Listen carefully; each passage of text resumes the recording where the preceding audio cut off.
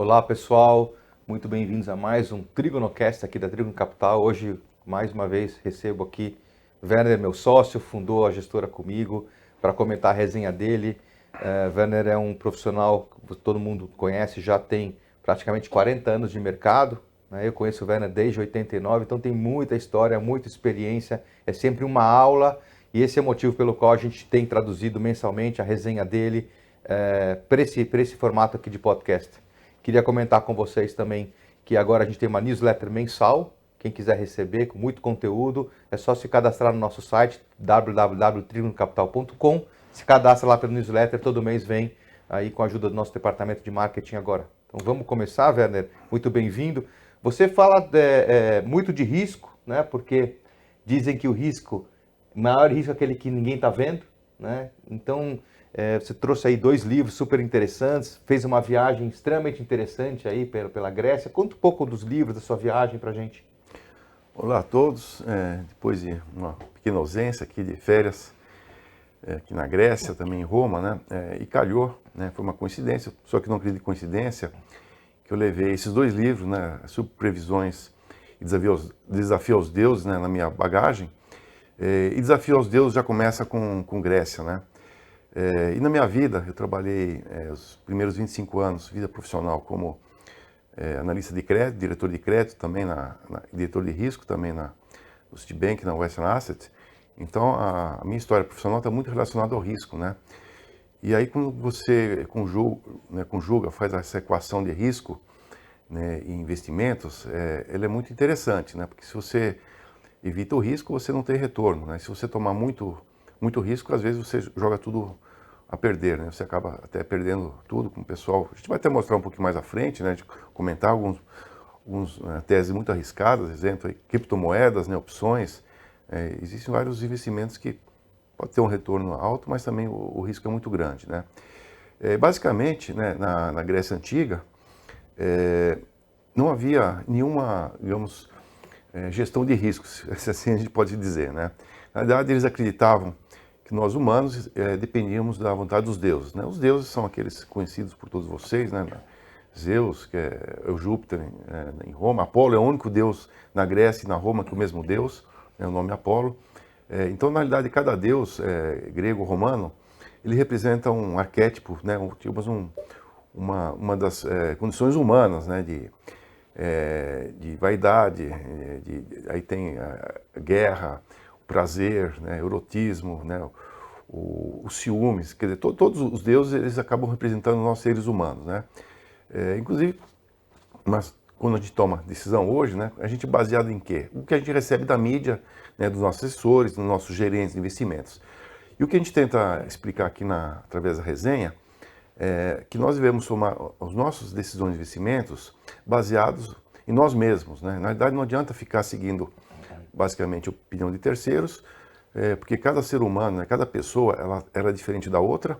Então, basicamente, nós temos que observar o seguinte, né? Depois eu vou comentar mais um pouquinho aqui a respeito do livro, como que a gente se orienta a respeito disso.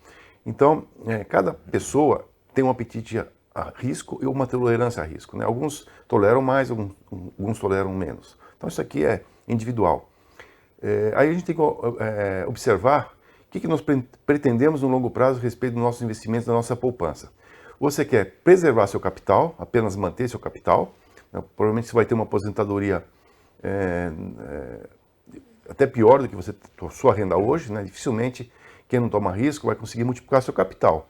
Então, no longo prazo, você vai ter uma aposentadoria mediana ou pior do que seu padrão de vida hoje. E aquelas pessoas também que objetivam ter digamos, um padrão de vida superior, desfrutar da sua aposentadoria, multiplicar seu capital, você tem que tomar mais risco. E aí eu digo, você tem que fazer alocação em renda variável, renda fixa, e novamente, cada um é um, né? Cada pessoa depende de si mesmo. E como chegar a essa alocação, né? Como é que eu faço essa divisão entre mais ou menos risco, mais renda variável ou renda fixa? De novo, conheça-te a ti mesmo, né? E isso que está escrito em Delfos, né? Inclusive a gente visitou aquele oráculo, né? Na ilha de Delfos, na cidade de Delfos, na verdade é o templo de Apolo, onde reis, milionários, as pessoas que tinham condições de chegar até Delfos, né? Por transporte, né? Marítimo, ou mesmo por via terrestre. Uma semana de Atenas, né, você caminhava, né, com cavalo. Outro, né? Então as pessoas consultavam o oráculo, né, a pitonisa, pagavam, né, era caro, e só havia uma resposta, né? E essa resposta muitas vezes era cifrada, né? A pessoa tinha que interpretar aquela resposta e por ela mesma, né, e conhece a ti mesmo, tomar decisões a respeito disso. E eu digo isso para na atualidade de hoje, né, Fred? Sim. Porque tem tantas dúvidas, tantas questões, né? Como é que alguém vai orientar você a tomar uma decisão que diz a respeito a você, que é diferente do outro e do outro e do outro? Mas né? sabe que eu aprendi uma coisa com você. Você uma vez me disse que toda vez que você está uma decisão de investimento, você está olhando no longo prazo, e para você longo prazo são pelo menos 3 anos, porque você sempre comentou que pela sua experiência, independentemente da crise, 3 anos é um tempo suficiente em que se dilui isso ao longo do tempo e que os fundamentos prevalecem. Então, a minha alocação pessoal se tornou muito simples com isso que eu aprendi com você. Por exemplo, o que eu faço com o meu dinheiro pessoal? Todo aquele dinheiro que eu não preciso nos próximos 3 anos está em bolsa, 100%. E o que eu eventualmente possa precisar antes de 3 anos está no DI. É muito simples a minha alocação de capital e funciona. Agora, eu não consigo entender alguém que faz um fundo de previdência, né? Quando você tem um movimento de aumento de taxa de juros, o cara resgata a renda variável para entrar no fundo de previdência, faz a portabilidade, que vai render menos no longo prazo, e depois tenta voltar, tenta acertar o mercado. A gente vai falar um pouco de market time aqui também, que realmente não funciona, né, Werner? Então, assim, está aqui o livro, né, que a gente recomenda bastante, Desafio aos Deuses, né, de Peter Bernstein. Talvez o melhor livro, né, que já foi publicado, produzido. Ele é de 94, né, 96, desculpa, mas ele é muito atual. Então, recomendo muito, independente se você é um investidor profissional ou não, acho que vai ajudar muito nas suas vidas pessoais. E também, Fred, eu não podia deixar de citar, apesar que não está resenha, né, o nosso A Trigonometria dos Investimentos, né, que nós escrevemos. Fred também tem vários capítulos que ele escreveu. E eu vou chamar a atenção, né, que nós escrevemos em maio de 2020, né, quando a Covid estava começando. Leiam o livro, olha o que a gente comentava. Sim. Depois, em agosto de 2020, nós comentávamos sobre setores, né? A gente fez uma perspectiva de cada setor. Veja o que a gente escreveu, o que aconteceu. Né? Não sou nenhuma pitonisa aqui, mas eu diria assim, 90% do que nós escrevemos há 2 anos atrás aconteceu. E também citamos as nossas principais empresas naquela época. Sim. E as principais continuam aqui e foram muito bem também, basicamente confirmando as nossas previsões. A gente fez até um estudo, eu lembro que a gente fez um estudo aqui pós-Covid da recuperação das empresas, né? Como que elas sofreram e quanto que elas recuperaram e como estavam baratas, e isso se reflete muito nos resultados dos nossos fundos, né, Werner? A gente está vendo um pouco de fundamento aí. E eu queria chamar atenção, muita atenção, Fred, porque a gente fala do EVA, de ESG, dividendos, né? Dos IPOs, né? Should I go, should I stay? O que aconteceu com os IPOs? Veja o que aconteceu com os IPOs. A gente fala de um grande investidor que é Keynes, né? Muito importante, assim, discutir novamente. A gente fala de small caps. E agora, como orientação pessoal, tem um capítulo que eu gosto muito, que assim, são os 7 pecados capitais, então que cada um tem que ler e ver se comete ou não. Os 10 mandamentos do investidor, veja se vocês estão fazendo ou não, ou o que fazer. E os 3 reis magos, que são o Keynes, né, que eu considero um grande investidor, e foi de fato, né, o Benjamin Graham, que é digamos, o pai aí da investimento moderno, e o Charles Munger, que eu conheci pessoalmente, né, que é o digamos assim, é o mentor do Munger, desculpa, do Buffett, né? Sim. Tá aí até hoje os dois tocando os investimentos. Então, recomendo bastante, que não leu ainda, né? Tem várias livrarias, né, que acabam vendendo, e também através do e-book, tá? Bom, vamos avançar então, Werner? Então, nesse momento, né, nós estamos aqui, quais são os pontos que seriam perguntados, né, lá para a pitonisa, mas na verdade seria uma pergunta só. Então, Estados Unidos, recessão, taxa de juros, né, mercado imobiliário, que eu digo assim, que podemos ter aqui uma subprime 2, né, mercado imobiliário muito, muito complicado, inflação e a intensidade dessa inflação. A Alemanha hoje com 37% do PPI, esperavam 31%, inflação disparando na Europa, né, e também os desdobramentos, né, da visita da Pelosi, né, em Taiwan, isso não tem fim. Isso, da Pelosi e depois dos parlamentos. E os Estados Unidos agora discutindo, né, questões comerciais com Taiwan, provocando a China, que agora se aproxima com a Rússia. Então, eles vão se encontrar lá na Indonésia, no G20. Então, basicamente, a China caindo no colo da Rússia, né, e os Estados Unidos ajudando aí essa união. A Europa, né, que é o problema do conflito na Rússia e Ucrânia, mas talvez o grande problema da Europa é a energia, né, a explosão dos custos, né, e nós estamos chegando ao inverno, não sabemos o que vai acontecer, né?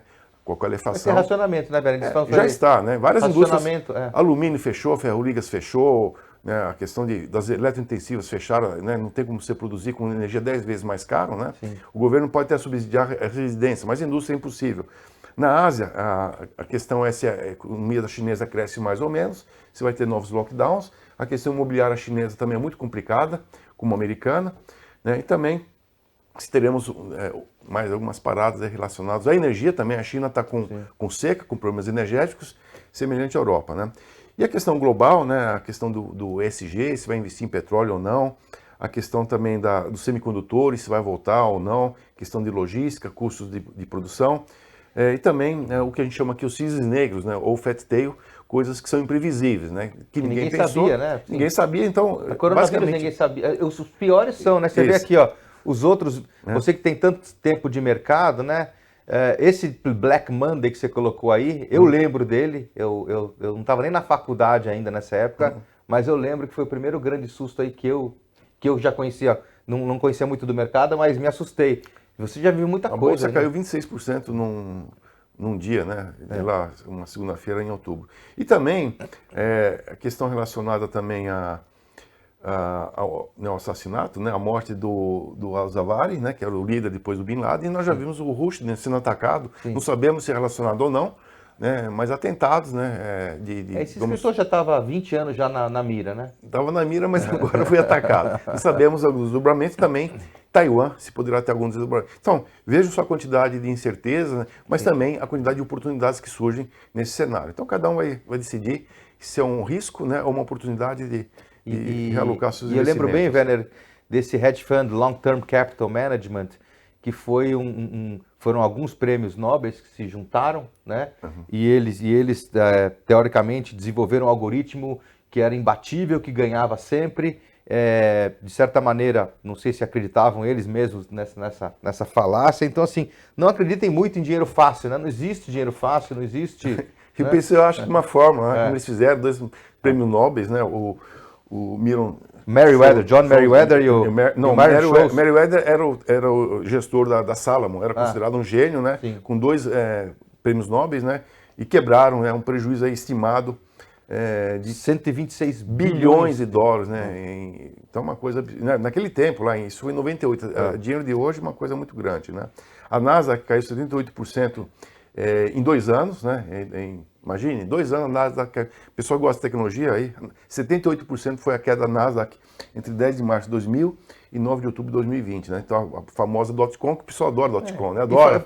O pessoal adora investimentos da moda. O Magazine Luiza se encaixa exatamente. Esse aqui se encaixa aqui. Bom, Bitcoin, né? É outra para mim, eu não acredito nessas criptomoedas, está aí. E não sabemos para onde vai, né? Como ninguém sabe. Para ele cair 75% ele foi de 70 mil dólares para 20 mil dólares, faz a conta para voltar de 20 para 70, tem que subir 400%. Eu já comentei também da Companhia dos Mares do Sul, né, no século XVIII, que é muito parecido, né, que você queria prata, ouro aqui das Américas, né, inclusive quem intercedeu, estava quebrado, foi Newton, Isaac Newton, presidente do Banco Central inglês, que intervindo no mercado para acabar com isso. As tulipas, né, várias tulipas histórias. Da década do século XVII na Holanda. .com empatou aqui com Bitcoin, exatamente, 78% de queda. Vejam só que coincidência, né.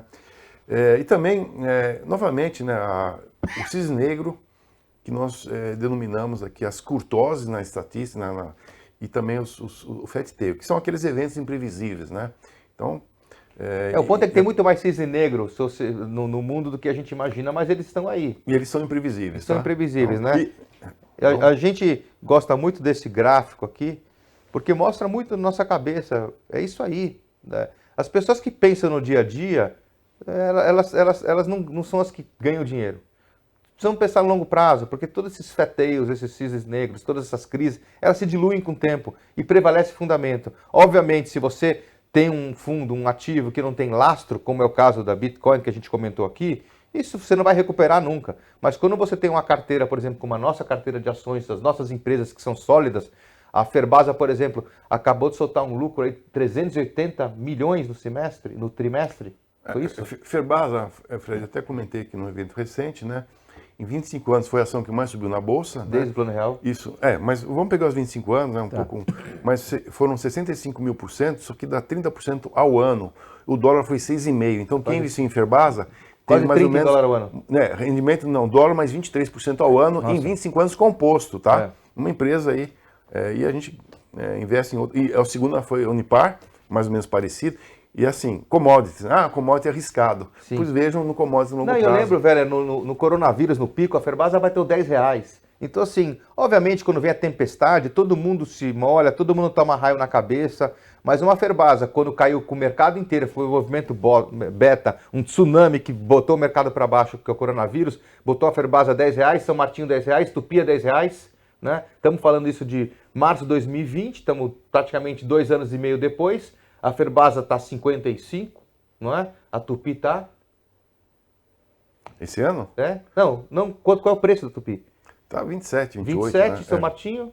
27 tá 36, 30, Então, 35. papel que estava 10 no low. Então a gente tem que entender que o longo prazo também funciona para criar essas oportunidades que o Werner sempre chama atenção. Existem momentos em que você abre uma janela, o cavalo passa selado e a pessoa não quer ver. E o pessoal gosta muito de fazer market time, né? Ou não acredita em commodities.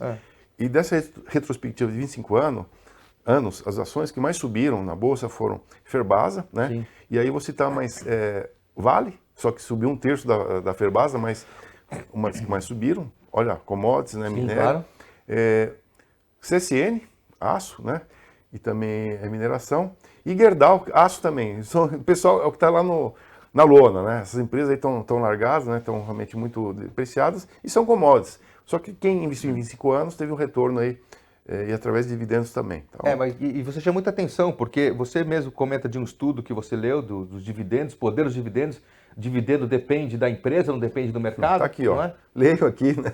A gente explica, mostra A mais B, o retorno dos dividendos, que representam 2/3 do retorno das ações no mundo. Isso é um estudo do Morgan Stanley, através de dividendos e não apreciação de capital, que essa apreciação independe de você, mas do mercado. Os dividendos dependem de você escolher as boas ações. Exatamente. Tá? Então é muito mais fácil você conseguir boas empresas do que adivinhar o mercado. Eu vou mostrar para vocês aqui, né, uma das lendas do mercado, dizendo que as large caps, na hora que você tem uma crise, voltam com mais força. Não é verdade, a gente está mostrando aí 2 crises em que isso não foi verdade. A subprime e a crise da Europa, 2010, os índices small caps, as empresas menores voltaram com mais força. E acho muito interessante mostrar para vocês também a história do market time.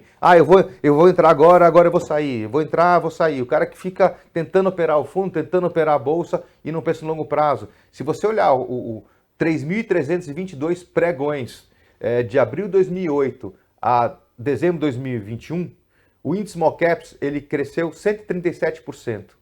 Mas se você tirar os 13 melhores pregões, os 13 melhores dias, o cara teria rentabilidade negativa de menos 14%. O cara que faz market time, entra, sai, mesmo que se for no dia, na semana, no mês, a cada 3 meses, qual que é a probabilidade de em 3.322 pregões dele ter ficado fora em uma parte desses 13 pregões? É muito grande, então o pessoal deixa dinheiro na mesa, não dá para ficar indo e vindo. E tem um outro dado importante, que eu gosto de falar, do Peter Lynch, que é um dos maiores gestores aí que o mundo já viu, gestor do Fidelity, foi um grande fundo, foi 14 anos esse cara deu uma média de 30% em dólar ao ano, e quando ele se aposentou, fizeram uma pesquisa com passiva, com os clientes, chegaram à conclusão absurda de que 60% do passivo desse cara disse que perdeu dinheiro com ele. O melhor gestor. Um dos melhores gestores do mundo. Então, assim, eu tenho certeza que tem muita gente, eu pouca, espero, no mercado que fala que perdeu dinheiro com a gente. Porque o cara entra, tem o coronavírus, o cara sai.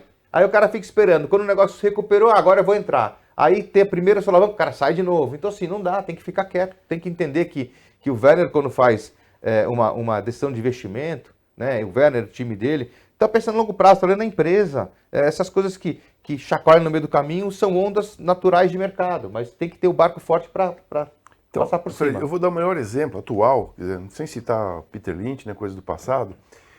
Até no dia 17 de agosto, no mês, quer dizer, tivemos aí talvez 12 pregões, né? O índice Small Caps, em agosto, até dia 17, subiu 14%. Mais que a renda fixa vai dar no ano inteiro. Exatamente. Então, quem saiu lá em julho, perdeu uma alta de 14% do índice Small Caps, né?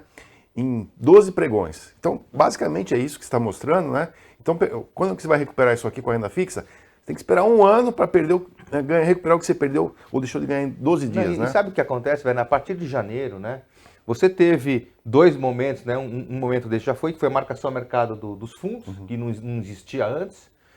Então, o cara comprava um fundo de renda fixa e achava que estava tranquilo, mas a partir do momento que começou a marcar mercado, ele percebeu a volatilidade. E a partir de janeiro vai perceber a volatilidade dos títulos diretos. Então, os CRAs, CRIs, debêntures, títulos públicos, todos vão ser marcados na carteira mercado. Então, o cara que compra um título de longo prazo e tem uma mudança na taxa de juros, ele vai tomar uma marcação na cabeça. Então, tem muita pessoa física que entrou no mercado nessa migração de renda variável para renda fixa, que está achando que está em águas suaves, né? Não está vendo a onda. Então, quando começar a marcação mercado, o cara vai se assustar.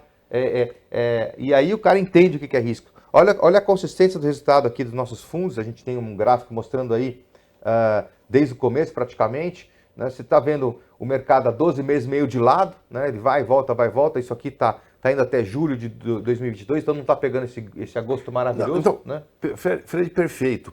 Porque, veja só, o índice Small Caps, em 3 anos, perdeu 12%. Eu estou dizendo que em 12 dias ele ganhou 14%. Então, quem saiu aqui, foi para a renda fixa, perdeu 3 anos. Praticamente perdeu em 3 anos, em 12 dias, o que estaria perdendo. Não, mas olha a diferença, velho, da rentabilidade dos nossos fundos para os índices. IDIV 17, IBOV 0, Small menos 12, o VRB 89 contra 0 da Bolsa, o Flagship 107 contra menos 12 do Small Caps, o Delfos 141 contra 17 do IDIV. E eu chamo a atenção do Delfos porque ele é um fundo basicamente 95%, né? 90%, porque tem mid-cap, que ele é Small Caps e paga dividendos. Olha que beleza. Small Caps paga dividendos, né? Paga mais. 141%, né, de retorno. Sim. O índice Small Caps menos 12, que ele é até comparável. E o IDIV, que seria o Petrobras, Vale, né, os bancos, né, a B3, essas grandes empresas, né, que supostamente pagam dividendos, quanto rendeu 17%? O setor elétrico, 17%. O Delfos, 141%. E com Small Caps, que caiu 12%. Né? Então veja a beleza do Delfos. Então, senhores, olhem aqui, ó. Por isso que eu fui a Delfos. Eu fui também consultar lá. Espero que ele tenha te dado Sabe qual foi a resposta que eu tive de Delfos? Escreva essa resenha. Sim. Essa foi a resposta que eu tive lá em Delfos. Então, e aqui para vocês também compartilhar nossos livros, né? E a nossa resenha. Essa foi a resposta que eu obtive em Delfos. Eu fico muito feliz aí da gente ter um braço tão forte de educação aqui na Trígono, com as lives mensais, nas lives semanais, quarta-feira, esses TrígonoCast, a resenha. A gente dedica muito tempo em educar o mercado, dar transparência, explicar o que a gente está fazendo. E quanto mais os nossos investidores explicam, entendem, né, mais a gente tem consistência de resultado, mais consistência, na verdade, de passivo. Né? O pessoal entende o que a gente está fazendo. Aqui, Werner, você cita na sua resenha 2 exemplos, né, do Winston Churchill, do Helmut von Moltke, sobre planejamento de longo prazo. Quer falar um pouco disso? Então, a gente fica fazendo plano, né? A gente fica fazendo, eu quero comprar um carro, quero comprar uma casa, eu quero me casar. Esse é o plano. Mas como é que você vai chegar lá? Né? Como é que você vai cumprir seu plano sem planejamento? Então, por coincidência, né, o Churchill, digamos, um grande... Ele foi um político, estrategista, também militar, lutou na guerra, né? E o Moltke foi um general prussiano, que conquistou a França, conquistou a Dinamarca e a Áustria, e desobedecendo o imperador, né? Que seria até enforcado, ele seria decapitado, se ele acabar. Mas assim, eles cumpriram ordens. Vários da Segunda Guerra foram decapitados, né? Mas ele assim, hoje assim, o exército americano, vários exércitos acabam seguindo o que ele ensinou, que você tem que se adaptar àquele momento, né? A sua estratégia tem que mudar aquele momento, né? Não adianta seguir, olha, você siga isso aqui e vai. Então, os dois, né, esses grandes estrategistas, souberam adaptar, né, a sua estratégia, como nós temos que se adaptar a cada momento, qual que é o momento atual, a esse momento. Então, são exemplos aí de... O Einstein que fala que o ser humano faz planos e Deus dá risada. Então, são vários. Né? Então, a gente realmente investe em longo prazo, né, mas também... Dá para ver aqui, né, Werner, assim, essa estratégia dessas empresas que todo mundo sabe que são das principais, ou tem sido durante muitos anos, né? Desde que a gente começou a Trígono, essas empresas estão na carteira. Antes da Trígono, você também tinha ela para os seus mandatos. Você começou a adaptar as suas carteiras com base num cenário que você viu em 2015, né, de dólar forte, etc.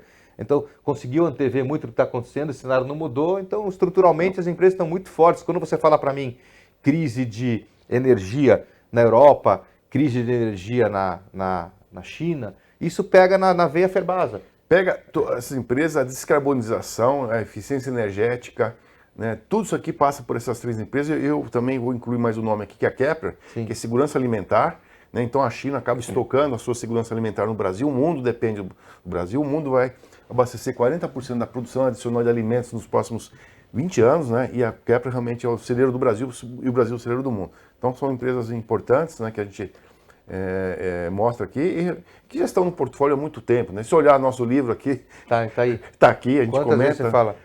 Sabe o que é mais interessante? A gente está vendo desde 2020, né, os mercados chacoalhando, a gente teve uma pausa depois da recuperação do coronavírus, que foi mais ou menos até agosto do ano passado, quando você começou o mercado a chacoalhar de novo a partir de setembro, com as bravatas 7 de setembro, e desde então vários riscos menores aí vêm atordoando os mercados, mas na hora que você olha o resultado dessas empresas em vamos olhar agora esse ano 2022, tiveram um primeiro trimestre excepcional, um segundo trimestre melhor ainda, e você vem falando, o terceiro trimestre vem melhor ainda, quarto melhor ainda, ou seja, as empresas elas estão num momento muito positivo, e uma Ferbasa que está dando aí 380 milhões de lucro no segundo trimestre, pode entregar 1,2, 1,4, 1,5 bi de lucro esse ano, está valendo 4 bi na bolsa. Então, é só fazer conta. 1 bilhão em caixa, né, Fred? Quem gosta de empresa assim, sem risco, né? Você não tem empresa, digamos, assim, mais preocupada com risco, né? Mais conservador que a Ferbasa. Eu não conheço empresa mais conservadora que a Ferbasa, tá? Eu acho que tem risco, mas você não sabe o tanto que... Porque tem uma escola, eles têm 4 mil educandos, né? É uma empresa voltada para filantropia. Então, imagina a responsabilidade dos gestores, né? Com risco. O pessoal mas é muito caixa, né, velho? Podia distribuir um pouco para a gente. 1 bilhão de caixa, né? Não, já acabou de distribuir agora um monte, né, de dividendos. E seguindo, né, Fred? A gente sempre fala sobre questão de planejamento, né? A gente gosta desse tema de navegação, né? Então, a Mirklin, que fez aquela viagem, né, para a África, né? Nesse barco a remo dele. Sim, impressionante. E ele foi feito, não, ele foi feito para capotar. Sim. Então, capotar é acidente, não, capotou 30 vezes, né? Mas ele já foi feito justamente para capotar, que era uma forma dele se proteger. Então, ele já foi concebido para isso, né? O formato de capotagem. Hoje, a Mirklin é um grande, digamos... Hoje o barco dele é um pouco maior que esse aí. Esse barco está lá em Paraty, não é? Não, o barco está lá em São Francisco do Sul, lá para Joinville, né, no museu, que tem um museu náutico lá. Esse barco está na exposição. E eu cito também, até no livro, né, que a gente recomenda, assim, uma viagem para loucos, né, onde 9 velejadores saíram da Inglaterra, tinham que dar a volta ao mundo, sozinho e sem parada. E não tinha GPS, não tinha telefone, não tinha nada. Você imaginou, sozinhos, à noite, com tempestades, etc, etc. Leiam esse livro, assim, é fantástico, né, com uma aventura. E com tudo que pode dar errado, dá errado. Né? Quando a gente acha que as coisas podem dar errado. Mas houve planejamento. E por que deu certo? Quem ganhou? Por que ele ganhou? Né? Qual foi o final da história? Tentaram conquistar o Polo Norte antes, né, do primeiro explorador que chegou lá com planejamento? Então, pessoal, planejamento é tudo. Acreditar no gestor é importante. E acreditar assim, em si mesmo. Sim. Não vá na conversa de terceiros, que é bom para você, é bom para o outro. Você tem que entender os seus objetivos de longo prazo, saber a sua tolerância de risco e saber avaliar o momento atual. Tá? Como Churchill e Morton que avaliaram, né, aquela mudança ali de ambiente, né, como Klink também tinha que se adaptar com problema de calmaria, com baleia, com tempestade. Né? Então, assim, a gente tem que se adaptar, né, analisar os momentos e tomar decisões que dizem respeito a nós mesmos e não que os outros acham que é para todo mundo. Não existe solução para todo mundo. Tá? Cada um interprete, né, o momento, né, mas para seus objetivos pessoais de longo prazo e não tentar adivinhar o mercado. Então, a única coisa, velho, a gente está num mundo hoje cada vez mais digital, a informação cada vez mais abundante, de fácil acesso, isso acaba atrapalhando. Porque tem muita baboseira no mercado, muita gente escrevendo coisas erradas e falando, confundindo o investidor. Então eu sempre falo o seguinte, eu quando estou com dor de dente, eu vou no dentista, não tento resolver sozinho em casa. Então o cara que quer fazer sozinho, por mais que ele leia, é o equivalente a eu amanhã estou com dor de estômago, ficar olhando na internet causas de dor de estômago, qual remédio eu tomo e vou lá e me medico sozinho, porque isso dá um problema, tem um risco grande de dar um problema, porque quem sou eu para entender aquela bula, o que eu estou fazendo. Então assim, o investidor comum, que não é um cara de mercado, deve delegar essa gestão, né, para um profissional que entende que o perfil dele e que vai alocar ele nos melhores produtos e vai explicar no momento em que apertar o que está acontecendo, do que o cara tentar fazer sozinho.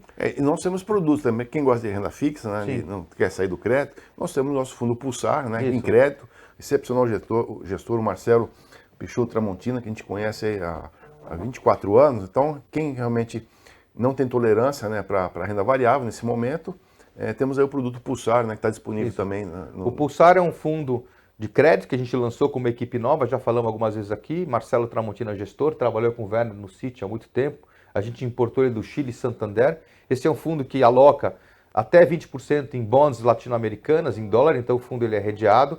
E a gente faz também 80%, até 80% em crédito privado, que faz com que o fundo seja um fundo mais tranquilo, menos volátil. Então estamos abrindo aí mais uma folha de crédito. A gente sempre falou que a Trigo é uma gestora que vai investir em empresas. A gente fez praticamente 4 anos e meio comprando ações, agora estamos comprando crédito também. Então, Fred, para finalizar, né? Então é um podcast, mas leiam a resenha, né? Leiam as resenhas anteriores, né? Na subida você me perde, na descida a gente acerta, que é essa taxa de juros que vai acontecer.